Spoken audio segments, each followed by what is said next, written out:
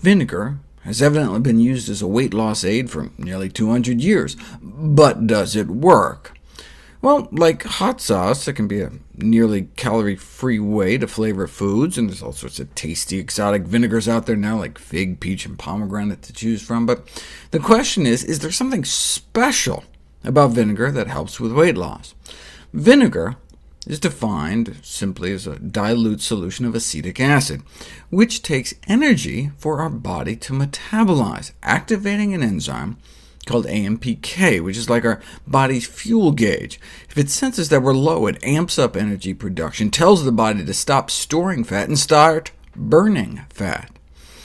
And so, given our obesity epidemic, it's crucial that oral compounds with high bioavailability are developed to safely induce chronic AMPK enzyme activation, which would potentially be beneficial for long-term weight loss. No need to develop such a compound, though, if you can buy it at any grocery store. We know vinegar can activate AMPK in human cells, but is the dose one might get sprinkling it on a salad enough?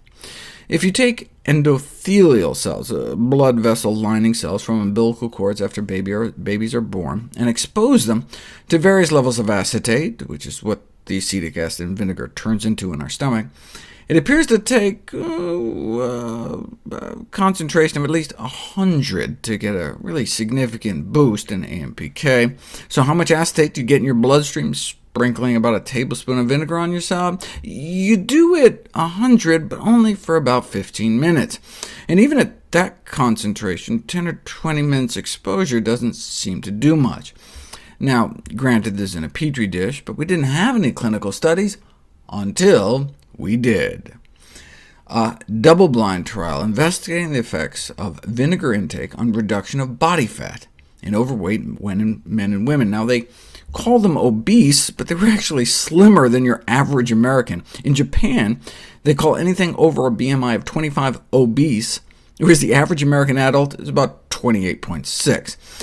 But anyway, they took about 150 overweight individuals and randomly split them into one of three groups: a high-dose vinegar group, where they drank a beverage containing 2 tablespoons of apple cider vinegar a day; a low-dose group, where they drank a beverage containing only 1 tablespoon of apple cider vinegar a day; and a placebo control group, where they had them drink an acidic beverage they developed to taste the same as a vinegar drink, but using a different kind of acid, so there was no acetic acid.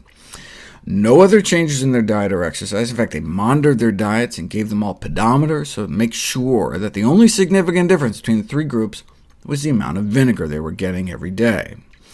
This is where they started out.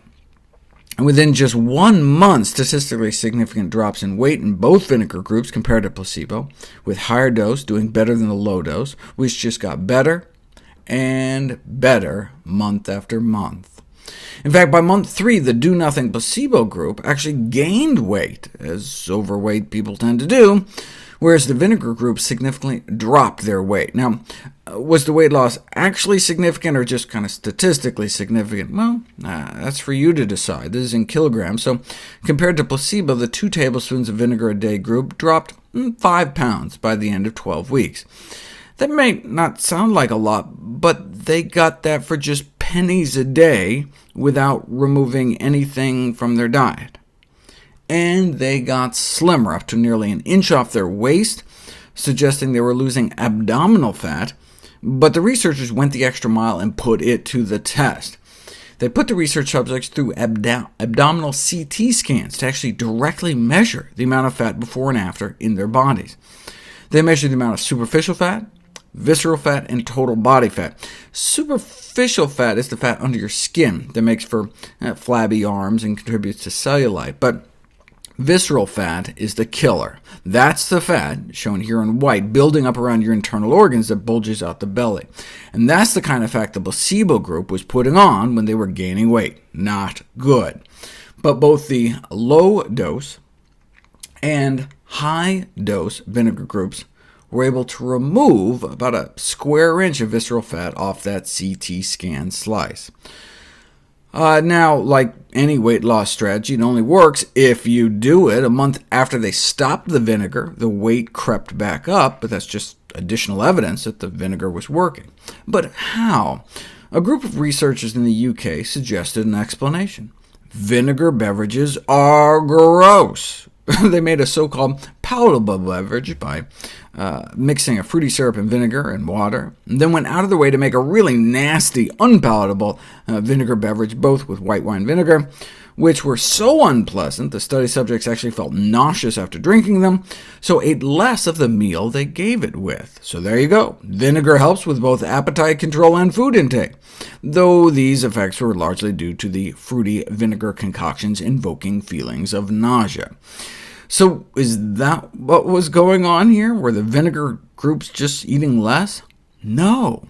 The vinegar groups were eating about the same compared to placebo. Same diet, more weight loss, thanks perhaps to the acetic acid's impact on AMPK.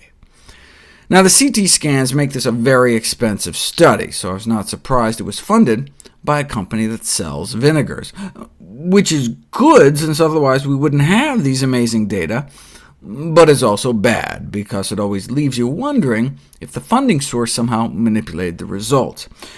But the nice thing about companies funding studies about healthy foods, whether it's some kiwi fruit company or the National Watermelon Promotion Board, watermelon.org, check it out, is that, what's the worst that can happen? Here, for example, if the findings turned out to be bogus, worst comes to worst, your salad would just be tastier.